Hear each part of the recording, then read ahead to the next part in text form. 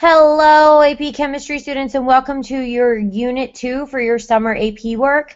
It's Lesson 1, so we're going to start off by talking about molar mass. So remember, stoichiometry is a thing that most chemistry students, it's difficult for them, or it could be easy for them. It's the mathiest unit of the entire year. So you also should be familiar with the mole. The mole represents a specific amount of any substance. It specifically represents 6.02 times 10 to the 23rd either particles, such as atoms and molecules, in that substance.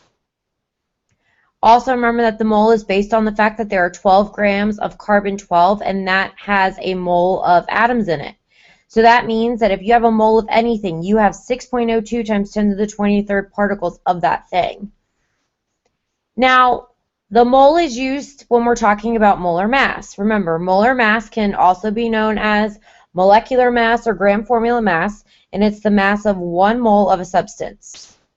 So if it's an element, the molar masses are going to be reported on the periodic table. If it's not an element and it's a compound, you're going to have to calculate it.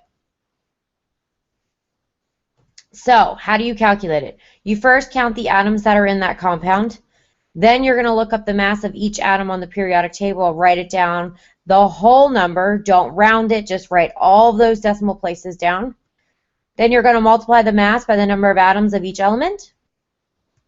And then you're going to add up the total mass, and remember, do not round. That is very imperative. Do not round.